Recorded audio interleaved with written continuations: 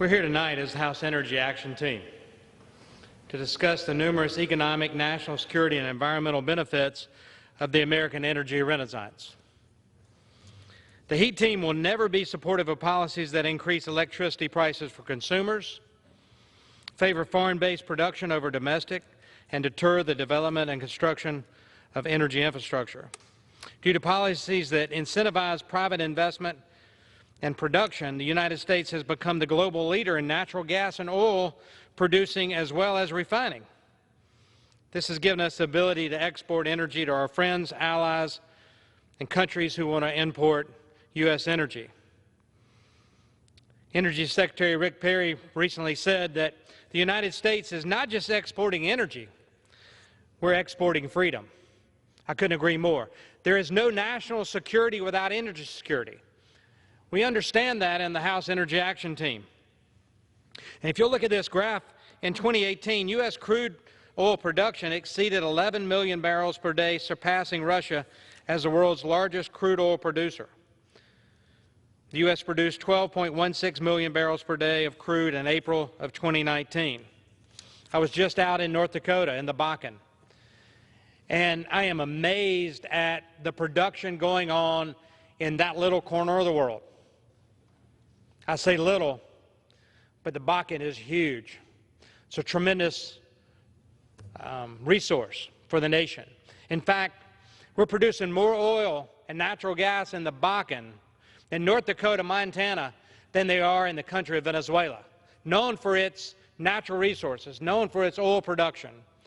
They're producing more in the Bakken. Robust domestic energy production is essential to global leadership in the United States. According to the U.S. Energy Information Institute, natural gas and oil supplied about two-thirds of American energy use in 2016. Oil and gas will continue to be a prominent source of energy, and the Energy Information Institute estimates that fossil fuels will account for nearly 70% of the country's energy use by 2050.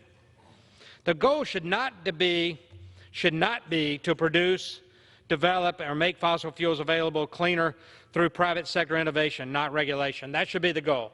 Private sector innovation, not the heavy boot of government telling the innovators what they should or should not do, because the innovators are actually making things cleaner. We're producing a lot, and we're exporting a lot.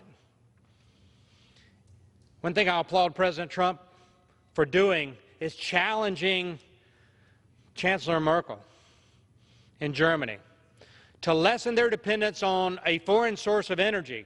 In this case, not the Arab states, Saudi Arabia or others, but lessen their dependence on Russia, because a lot of Europe, Eastern Europe and Western Europe, get their energy from Russia, Gazprom and Rosneft.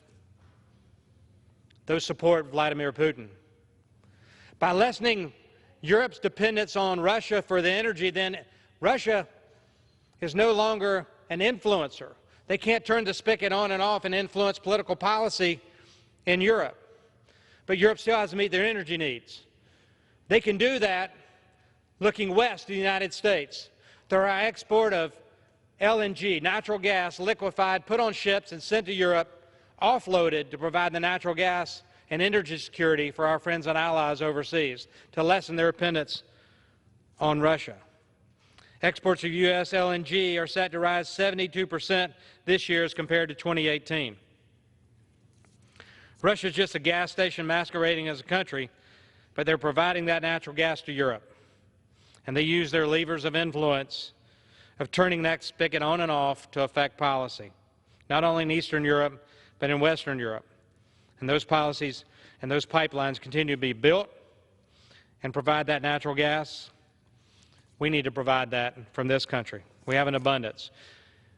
We have an abundance of oil, too. We're now an exporter of oil. If you look at what the U.S. energy sector has been able to do during this American energy renaissance, it will show you that we are a leader in energy production, energy technology, and we can help other countries around the globe with our technology to meet their energy needs as well. We've got a great group of House Energy Action Team members They want to talk about what's going on maybe in their states, maybe things they know about in this nation. I know Rick Allen wants to talk about nuclear power and what's going on in Georgia. I know Bruce Westerman wants to talk about what's going on in Arkansas. We've got so many others, and I'd like to yield some time to Bruce Westerman, gentleman from Arkansas, to talk about what's going on in his part of the world.